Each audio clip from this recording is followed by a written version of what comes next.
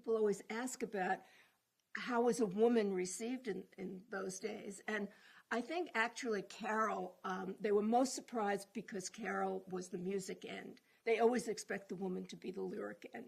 So I lived up to that. I just never thought of, was I facing any doors that weren't opening because I was a woman? Every door opened. The stereotype that women can't really get into a groove on a piano. And then they heard Carole King and they knew women could. Yeah. On Broadway came about when Barry and I wrote this song together, and I was always fixated on Broadway. I wanted to write for Broadway. I had always pictured myself doing something on Broadway. And so I wrote a song about a girl who lived in a small town and wanted to come to Broadway. And Barry and I wrote this together, and then we actually gave it to the Cookies, who were a group that Carol and Jerry were recording, and then we gave it to the Crystals, and those records never came out.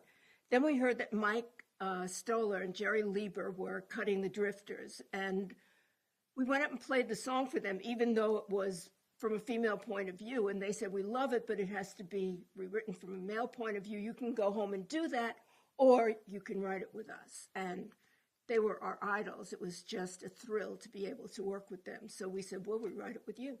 Oh, we originally wrote, we got to get out of this place for the Righteous Brothers. And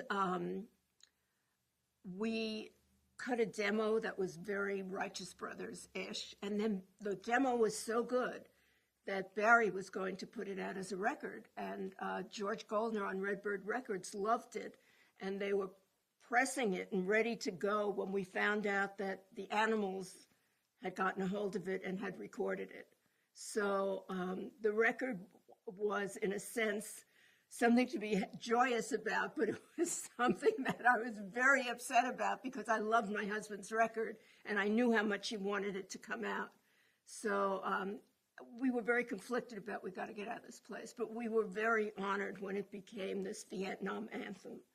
And when we were in New York, we were doing a show off Broadway based on all our hits. And a woman who had been a nurse in Vietnam sent us a letter about how much the song had meant to everybody and how every year they all get together and they sing that song.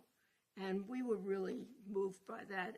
It's rare that you, as a songwriter, you find out how much your songs meant to somebody. And this was a way of knowing that we had really done something.